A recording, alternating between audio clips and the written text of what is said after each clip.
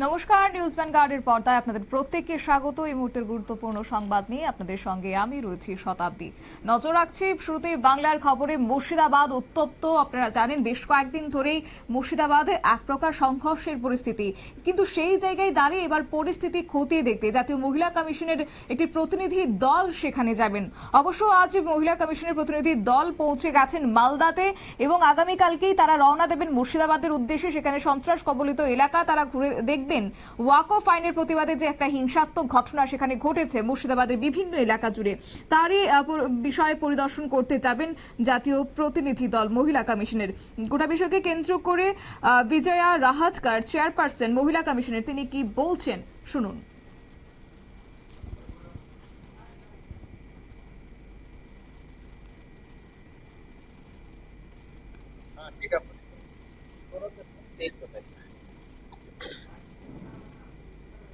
आज पश्चिम बंगाल में आना हुआ है। पश्चिम बंगाल में जो আপনারা দেখলেন এবং একই সঙ্গে এই প্রতিনিধি দলে আজ পৌঁছে গেছেন মালদাতে এবং আগামীকালকে তারা রওনা দেবেন মুর্শিদাবাদের উদ্দেশ্যে। যেহেতু গত কয়েকদিন ধরে একটা হিংসাত্মক ছবি লক্ষ্য করা যাচ্ছে, বিশেষ করে ওয়াকফ আইনকে কেন্দ্র করে। এই মুর্শিদাবাদ এবং মালদা সন্ত্রাস কবলিত এলাকা পরিদর্শনে রাজ্যে এসেছেন জাতীয় মহিলা কমিশনের প্রতিনিধি দল। দলের নেতৃত্ব দিচ্ছেন কমিশনের চেয়ারপারসন বিজয়া রাহাতকার। এই বিষয়কে কেন্দ্র করে বিস্তারিত চলে যাব। আমাদের সঙ্গে যুক্ত হয়ে গেছে প্রতিনিধি রাজীব দত্ত। রাজীব, শোনা যাচ্ছে? রাজীব, কি জানতে পারছো? দেখো, প্রথমেই বলি, 2 সদস্যের প্রতিনিধি দল, জাতীয় মহিলা কমিশনের প্রতিনিধি দল, তারা গতকাল রাত্রেই তারা কলকাতায় পৌঁছান এবং ইতিমধ্যেই তারা মালদায় পৌঁছে গিয়েছেন। সকাল 10টা 10 নাগাদ তারা মালদাতে যান এবং হাওড়া স্টেশন থেকে বন্দে ভারত এক্সপ্রেসে তারা মালদা টাউনে নেমেছেন। নেমে এই মুহূর্তে তারা সার্কিট হাউসে রয়েছেন এবং সেখান থেকে কিছুক্ষণের মধ্যেই বৈষ্ণবনগরের দিকে তারা যাবেন। কারণ জানো যে মুর্শিদাবাদের যারা ঘর ছাড়া হয়েছেন বেশিরভাগ কিন্তু এই বৈষ্ণবনগরের একটি স্কুল বা পার্লাল স্কুল, হাই স্কুলের এখানে রাখা হয়েছে এবং তারা এখানে ক্যাম্প করে আছে। তাদের সঙ্গে কথা বলবেন, বিশেষ করে মহিলাদের সঙ্গে কথা বলবেন। কারণ গত কয়েকদিন আগে যখন সুকান্ত মজুমদার, যিনি একজন কেন্দ্রীয় মন্ত্রী, নর্থ ইস্টের দায়িত্বে রয়েছেন, তিনি গিয়েছিলেন এই মালদার এই হাই স্কুলে এবং সেখানে তাদের সঙ্গে কথা বলেছিলেন। এবং শতাব্দী যে বর্ণনা মহিলারা দিয়েছিল সেটা ভয়ঙ্কর, যে যেভাবে তাদের শাড়ি ধরে টানাটানি করা হয়েছে। তারা কোন রকমে তাদের ইজ্জত বাঁচিয়ে নিয়ে তারা ফিরে এখানে এসে আশ্রয় নিয়েছেন। সেই ভয়ঙ্কর ঘটনা যে মুর্শিদাবাদ বিভিন্ন জায়গায় গত কয়েকদিন ধরে যে আন্দোলন, এই ওয়াকফ আইনের আন্দোলনের নামে যে ঘটনা ঘটানো হয়েছে যা সত্যি ভয়ঙ্কর এবং সেই কারণেই তারা পালিয়ে এসছেন এবং তাদের মুখ থেকে শুনবেন, অর্থাৎ মহিলা মুখদের যারা পালিয়ে এসছেন, এখানে আশ্রয় নিয়েছেন, তাদের মুখ থেকে শুনবেন সেই কয়েকদিনের ঘটনা। এবং তারপরে আজকে তারা এই শোনার পর তারা যাবেন আমরা তোমার জেলা শাসক এবং জেলার যিনি পুলিশ সুপার আছেন তাদের সঙ্গে কথা বলবেন।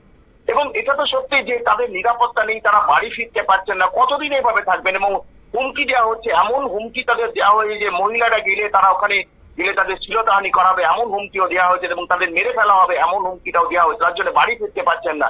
অথচ রাজ্য সরকারের তরফ থেকে সেভাবে তৎপরতা দেখানো হচ্ছে না যে এই মহিলারা যারা ওখানে ক্যাম্প করে রয়েছেন, যারা জীবনের ভয় নিয়ে নিজেদের প্রাণ বাঁচাতে চলে এসছেন, তাদের জন্য কোনো উদ্যোগ নেওয়া হচ্ছে না, এমনটাকে অভিযোগ করছেন এই মহিলা। তাদের মুখ থেকে শুনবেন মহিলা কমিশনের যিনি চেয়ারপারসন নিজে এসছেন, তিনি শুনতেন। এবং তিনি সকালে যখন সাংবাদিকদের সঙ্গে কথা বলছিলেন তিনি বলছিলেন যে তিনি শুনেছেন, জানতে পেরেছেন যে কি ভয়ঙ্কর অত্যাচার মহিলাদের উপরে হয়েছে এবং যার ফলে মহিলারা কিন্তু মহিলারাও বাড়ি ছাড়া এবং তারা ক্যাম্পে কাটাচ্ছেন এখন।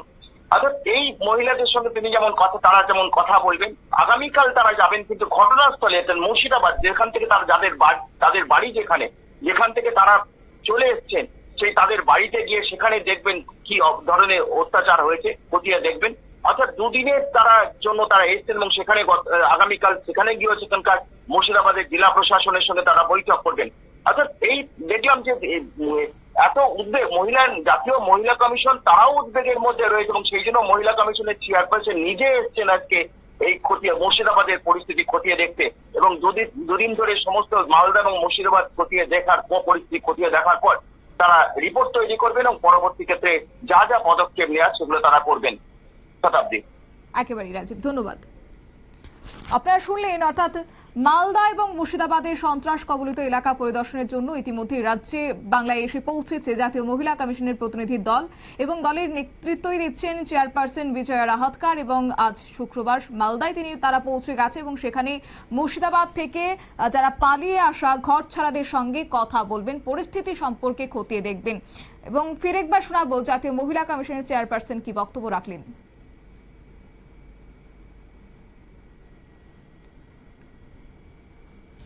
सांप्रदायिक हिंसा हुई है, उसकी बहुत बड़ी तकलीफ यहाँ की महिलाओं को हुई है और इसकी वजह से महिलाएं बहुत प्रभावित हुई है। यहाँ की स्थिति देखते हुए राष्ट्रीय महिला आयोग ने तय किया था कि हम एक जांच कमेटी का गठन करेंगे और महिलाएं जो डरी हुई है उनके साथ हम मिलेंगे। अभी मीडिया की रिपोर्ट के अनुसार ये भी सुना है कि बहुत ज्यादा क्षेत्र से लोगों का स्थलांतर हुआ है, करीबन 800 से अधिक ज्यादा लोग स्थलांतरित हुए हैं। हम शिविर में जाएंगे, वहां पे रुकी हुई जो महिलाएं हैं उनके साथ बात करेंगे। ये भी बात आई है कि उनके साथ अच्छा व्यवहार नहीं हुआ है, इसके बारे में भी हम उनके साथ बात करेंगे और प्रत्यक्ष रूप में स्थिति का जायजा ले लेंगे और उसके बाद आयोग अपनी रिपोर्ट बनाएगा। আপনারা শুনলেন চেয়ারপারসনের বক্তব্য। অবশ্য সেক্ষেত্রে কলকাতা হাইকোর্টের নির্দেশে কেন্দ্রীয় বাহিনী মোতায়েন করার পরও পরিস্থিতি নিয়ন্ত্রণে সে অর্থে আসেনি এখনো পর্যন্ত। তাই সেক্ষেত্রে পরিস্থিতি নিয়ন্ত্রণে আনতে এবং পাশাপাশি মহিলাদের উপর বিশেষ করে অত্যাচার করা হচ্ছে এমনটা অভিযোগ তারা পেয়েছেন এবং যার পরেই মহিলাদের সেই অত্যাচারের কথা শুনতে জাতীয় মহিলা কমিশনের চেয়ারপারসনের নেতৃত্বে রাজ্যে এসে পৌঁছেছে প্রতিনিধি দল এবং আগামীকালই তারা মুর্শিদাবাদে যাবেন। নিয়ে নিচ্ছে ছোট্ট একটি বিজ্ঞাপন বিরতির সঙ্গে থাকুন।